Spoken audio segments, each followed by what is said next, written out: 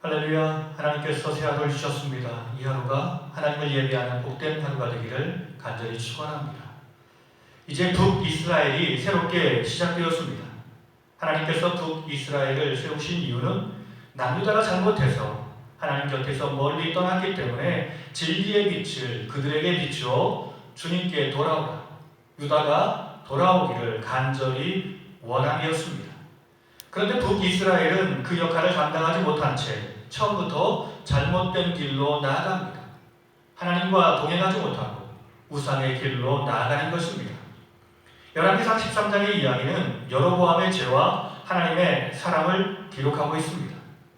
하나님의 사람이 베델 제단을 향해 저주를 합니다. 하나님의 사람이 여호와의 말씀을 받고 예루살렘에서 베델에 도착했습니다. 여로보암은 제단 곁에서 분향하고 있었습니다.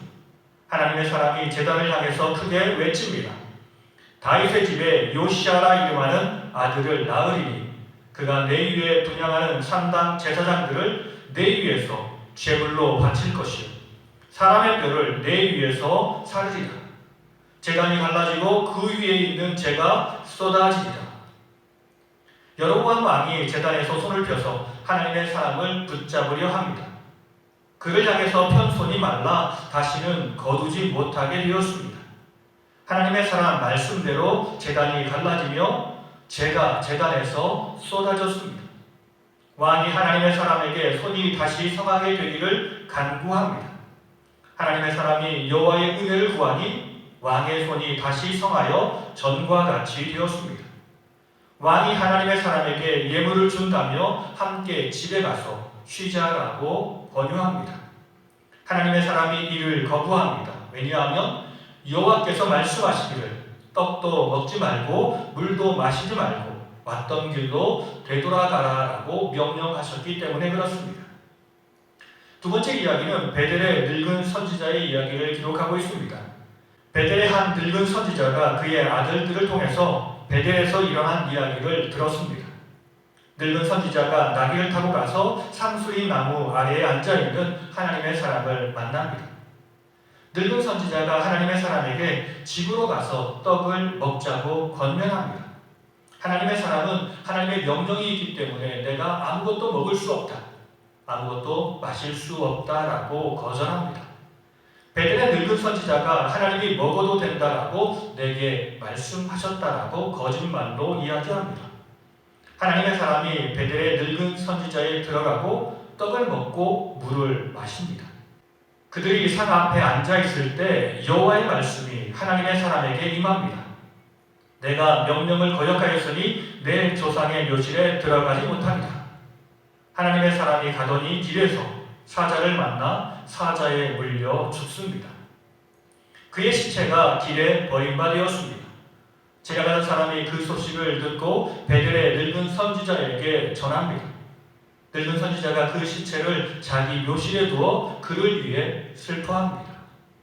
세 번째 이야기는 여로보암의 죄입니다. 여로보암이 이 일 후에도 여호와께 회개하지 않았습니다. 일반 백성을 산당의 제사장으로 삼되 누구든지 자원하면 제사장으로 삼았습니다.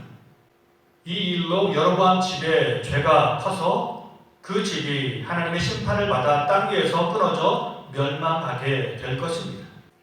14장의 이야기입니다. 여로보암과 그의 아들의 죽음. 여로보암 아들이 죽습니다. 여로보암 아들 아비야가 병듭니다. 아비야라는 뜻은 여호와는 나의 아버지시다라는 뜻입니다.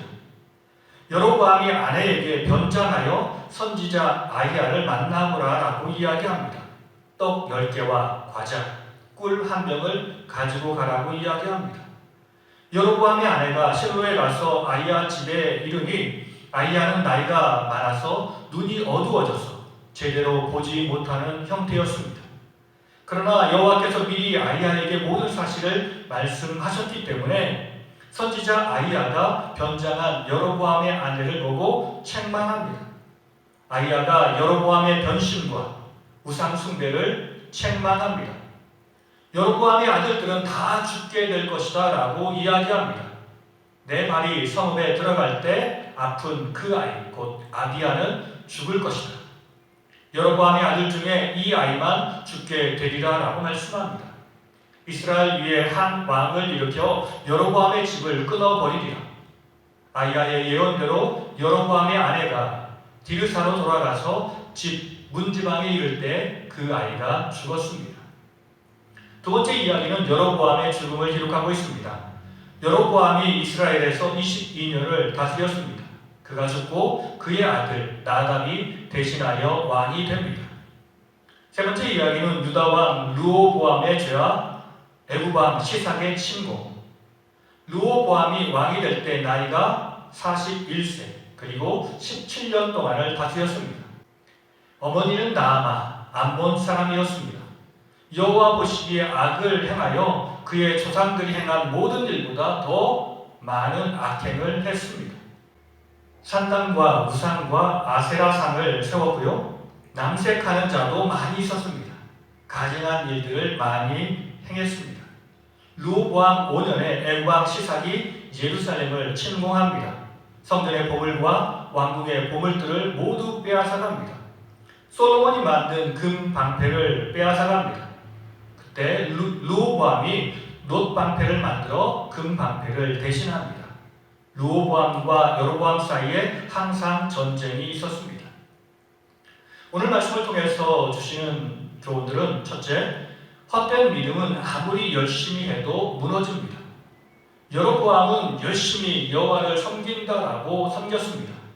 제단도 만들고 신전도 만들었습니다. 그러나 우상으로 치우친 열심은 아무리 열심히 한다 할지라도 열매가 없고 다 무너질 수밖에 없습니다. 두 번째, 하나님의 말씀을 잘 분별하고 잘 실천해야 합니다. 하나님의 사람이 하나님이 주신 명령이 있음에도 베델의 늙은 선지자의 말을 듣고 먹고 마십니다. 하나님의 뜻이 바뀌었는지 하나님께 물어보고 모든 일들을 행해야 되는데 다른 사람들의 이야기만 듣고 성급하게 모든 일을 진행한 것입니다. 오늘 우리도 항상 주의 말씀을 잘 듣고 잘 분별하며 말씀대로 살아 주의 복과 생명을 누리는 아름다운 삶을 살아야 할 줄 믿습니다. 세 번째, 우리의 영적인 눈이 밝아져야 합니다. 여로보암의 아내가 아들을 살리기 위해서 변장한 모습으로 선지자 아이야를 찾습니다. 선지자 아이야는 육체적인 눈은 어두워졌습니다. 그러나 성령께서 밝히시는 영안의 눈은 밝아 있었습니다. 우리도 하나님과 깊은 교제를 맺으면 영적인 눈이 밝아져서 악한 것과 선한 것을 분별할 수 있는 분별력이 생깁니다. 우리가 주의 말씀에 집중하면 말씀이 우리의 영안의 눈을 열어주십니다. 이 하루가 영안의 눈이 띄어서 하나님을 바라보고 하나님을 찬양하고 하나님을 경배하는 복된 하루가 되기를 예수님의 이름으로 간절히 축원합니다. 같이 기도하시겠습니다. 항상 우리를 사랑하셔서 우리를 진리로 인도해 주시는 주님, 우리 마음에 헛된 우상을 세우지 않게 하시고 헛된 열심에 빠져 살지 않게 하옵소서. 주의 진리를 잘 분별하고 주의 뜻을 이루는 주님의 자녀가 되길 원합니다. 나를 사용하여 주옵소서. 예수님의 이름으로 간절히 기도드립니다. 아멘.